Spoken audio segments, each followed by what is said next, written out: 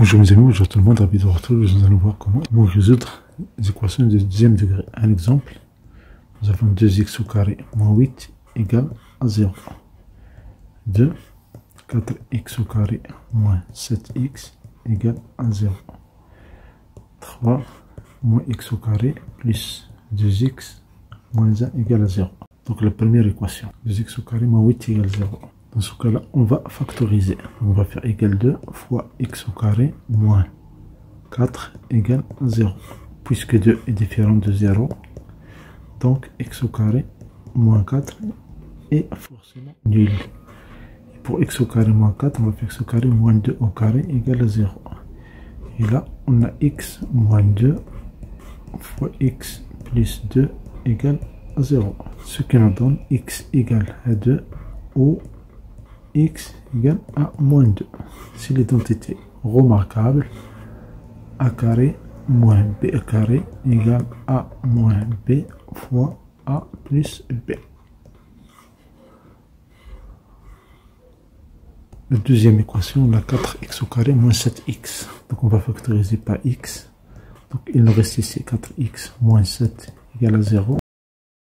Ce qui est équivalent x égale à 0 ou 4x moins 7 égale à 0. Ça, c'est une équation du premier degré. Je vous invite à voir une vidéo sur la solution des équations du premier degré. Donc, ce qui est équivalent, x égale à 0 ou 4x égale moins 7 plus 7 égale 0 plus 7. Donc, x égale à 0 ou 4x, on simplifie, égale 0 plus 7, c'est 7. Donc, ce qui est équivalent à x égale à 0 ou x égale 7 sur 4. Attention ici, remarque, ça sont deux solutions, mais pourvu qu'elles appartiennent au domaine de définition. Donc, ça veut dire, si la question est de résoudre cette équation dans n, alors la seule solution, on va prendre c'est 0. Si résoudre dans z, la seule solution c'est 0. Pourquoi? Parce que 7 sur 4 n'est pas un entier relatif. Mais si la solution est demandée dans Q ou bien dans R ou bien dans C, alors dans ce cas-là, on va prendre les deux solutions. S égale 0 puis 7 sur 4. Il faut faire attention dans mes définitions. Troisième équation, moins x au carré plus 2x moins 1 égale 0. Si vous n'avez pas remarqué ici un début des identités remarquables, remarquez bien ici les coefficients. On a coefficient, on a moins 1, ici on a plus 2, on a ici moins 1. Si on fait le total, ça va me donner 0. Donc forcément 1 est une solution. Donc puisque 1 est une solution, on va faire une astuce ici. On va faire moins x au carré plus 2x moins 1 égale à 0. Et puis on va essayer d'afficher ici x moins 1. Donc on va faire moins x au carré plus x moins 1 égale à 0. Et voilà, on a ici x moins 1. Ce qui nous reste, c'est factorisation du premier terme.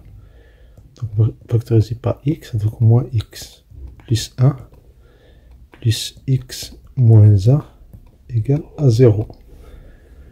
Moins x plus 1, c'est l'inverse de moins x. On va faire ici moins x fois moins 1.